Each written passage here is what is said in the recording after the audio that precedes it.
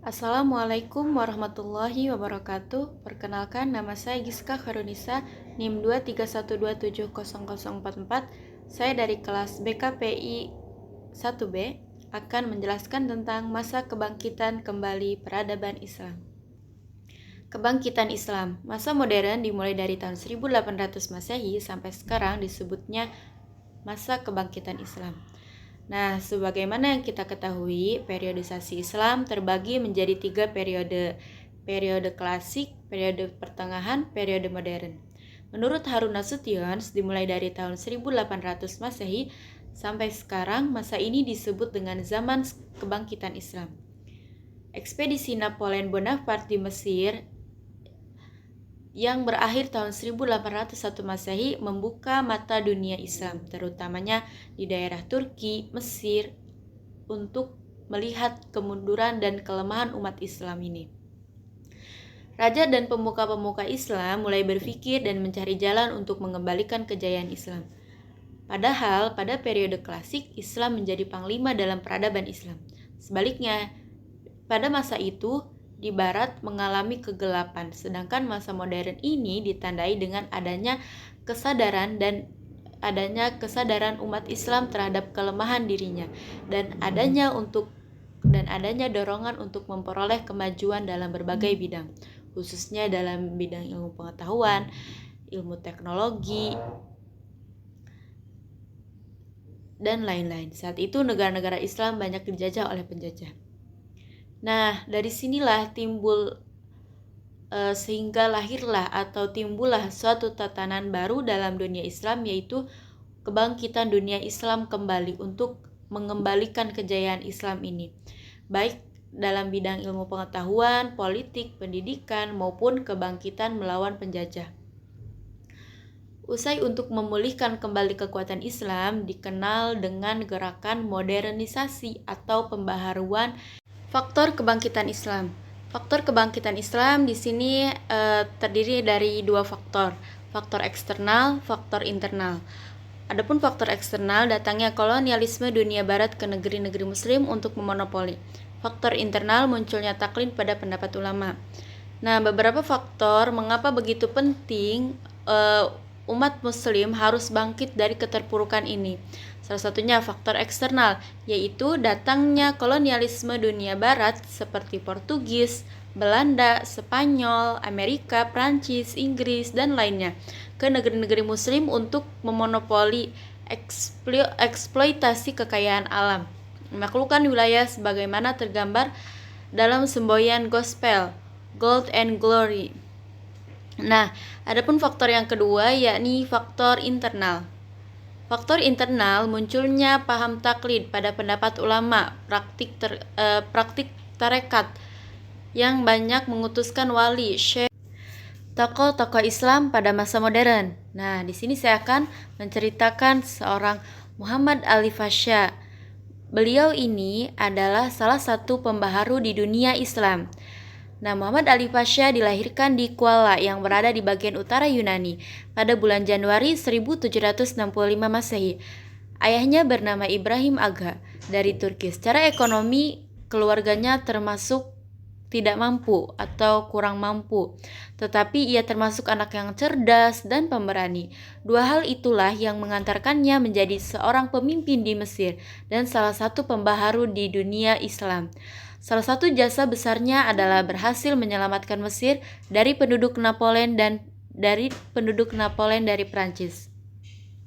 Sehingga Sultan di Turki merestui Muhammad Ali menjadi wali Mesir. Nah, di sini pemikiran Muhammad Ali Pasha meliputi aspek pendidikan, militer, ekonomi. Nah, beliau ini pernah mengirim pelajar Mesir ke Prancis, Italia, Inggris, dan Australia sebanyak 113 antara tahun 1813 sampai 1849. Dalam bidang militer, Ali Pasha melakukan beberapa langkah, yaitu mendatangkan seorang perwira tinggi Prancis bernama Seif untuk melatih tentang tentara militer Mesir. Selain itu, beliau mengirimkan pelajar Mesir untuk belajar kemiliteran di Prancis. Setelah selesai, mereka diminta kembali ke Mesir untuk mengajar di sekolah militer di Mesir.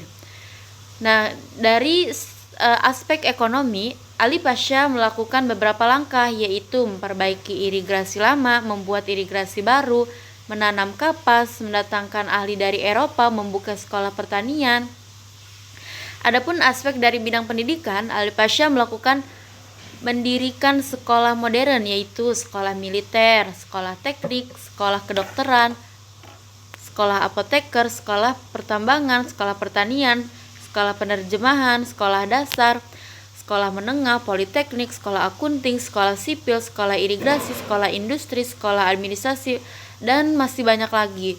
Sekolah tinggi kedokteran. Selain itu, Ali Pasha juga memasukkan ilmu modern ke dalam kurikulum pendidikan Islam. Ali Pasha mengategorikan sebagai berikut. Islam pengetahuan bahasa terdiri dari bahasa Italia, Prancis, Turki, dan Persia. Ilmu pengetahuan sosial terdiri dari sejarah, geografi, ekonomi, antropologi, administrasi negara, pendidikan masyarakat, filsafat, militer, dan hukum. Nah, adapun ilmu pengetahuan alam terdiri dari fisika, farmasi, ilmu alam, ilmu kedokteran, ilmu teknik, arsitek, dan kimia. Ide Ali Pasha ini berpengaruh pada perkembangan Mesir pada masa selanjutnya. Dengan ide tersebut berhasil menjaga stabilitas ekonomi Mesir sehingga berkembang dengan pesat, di antaranya adanya Kairo, Alexandria. Selain itu, dari kebijakan yang dikeluarkannya menjadikan landasan munculnya tokoh pembaharuan Islam pada masa berikutnya. Nah, jadi beliau ini itu adalah salah satu tokoh yang membangun pembaharuan Islam pada masa itu dan masa berikutnya sampai sekarang ini, berlanjut untuk sampai sekarang ini. Nah, adapun tokoh yang kedua yakni Rifa'ah Baidawi Rafi'at At-Tatawi. Beliau sering dipanggil dengan nama lengkapnya adalah Rifa'ah Baidawi Rafi'at At-Tatawi. Beliau ini lahir dari keluarga bangsawan, dibesarkan dalam tradisi keagamaan yang kuat. Saat umur 16 tahun, beliau telah menyelesaikan belajarnya di Universitas Al-Azhar Kairo. Setelah itu, ia melanjutkan pendidikan masternya di EGPT Army Mesir. Kemudian ia belajar selama 5 tahun di Prancis. Selama di Prancis, At-Tatawi menerjemahkan 12 buku dan risalah. Setelah pulang dari Prancis, At-Tatawi ini diangkat menjadi direktur sekolah penerjemah pada masa pemerintahan Muhammad Ali Pasha. Sekolah penerjemahan memiliki fungsi sebagaimana Baitul Hikmah pada masa kejayaan dinasti Abbasiyah, yaitu sebagai pusat penerjemah buku-buku Eropa ke dalam bahasa Mesir. Ia berhasil menerjemahkan sekitar 20 buku berbahasa Prancis dan mengedit puluhannya terjemah lainnya. Nah, adapun pokok pemikiran At-Tatawi meliputi di bidang pendidikan, bidang ekonomi, bidang kesejahteraan, bidang pemerintahan, tentang cintanya tanah air atau patriotisme, tentang ijtihad, sains modern. Nah, itu semua adalah pokok-pokok pemikiran At-Tatawi. Di antara karya-karya At-Tatawi yang pernah ditulis, salah satunya adalah Manahijul Adab Al-Misyarif fi Manahij Adab Al-Isyah, jalan bagi orang Mesir untuk mengetahui literatur modern. Dan masih banyak lagi karya-karya beliau ini. Nah, adapun tokoh yang ketiga yakni Jamaluddin Al-Afghani. Nama lengkapnya adalah Jamaluddin Al-Afghani. Beliau lahir pada tahun 1839 Masehi di Afghanistan dan meninggal dunia di Istanbul pada tahun 1897 Masehi. Beliau ialah pemimpin pembaharuan Islam yang tempat tinggal dan aktivitasnya berpindah-pindah dari satu negara ke negara yang lain. Nah, pengaruh pemikiran dan pembaharuannya yang paling besar dan nyata ialah di Mesir. Oleh karena itu, meskipun masa kecilnya dihabiskan di Afghanistan, perjuangannya lebih banyak di Mesir, Hijaz, Yaman, Rusia, Turki, Inggris, India, dan Prancis. Jamaluddin merupakan seseorang yang cerdas.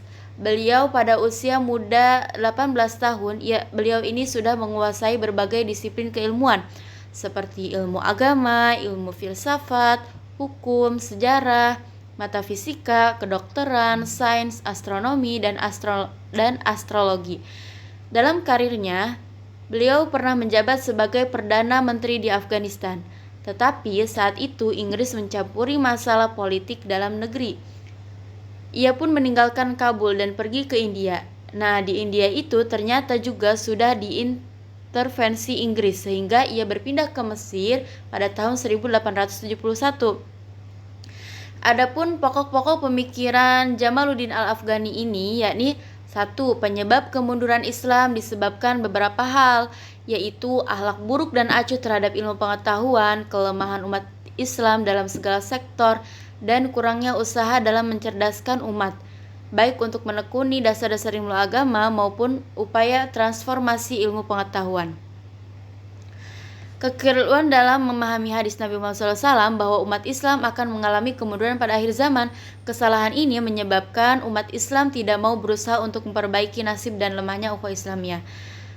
Nah, yang kedua, menggulirkan pan-Islamisme, yaitu paham yang bertujuan mempersatukan seluruh umat Islam di dunia. Hal yang melatar belakangi pemikiran tersebut adalah dominasi kolonial Barat di dunia Islam pada masa itu. Yang ketiga, antara laki-laki dan perempuan memiliki kedudukan yang sama. Keduanya memiliki akal untuk berpikir. Ide pembaharuannya tentang kesetaraan gender ini pun berdampak emansipasi wanita. Berusaha mengubah sistem pemerintahan autokrasi menjadi demokrasi. Nah, beliau juga mempunyai karya-karya tulis. Salah satunya Ar-Raddu 'ala Dahriyah tentang jawaban kepada kaum ateis, Al-Qada wal Qadar tentang qada dan qadar, Risalah Radiyah Nahuriyah tentang jawaban atas pertanyaan yang diajukan oleh Muhammad Wasil, guru madrasah Mu'izzah, Filsafat Syahadat Hadat Syahid Al-Syuhada tentang filsafat. Dan karya beliau ini masih banyak lagi yang belum saya sebutkan.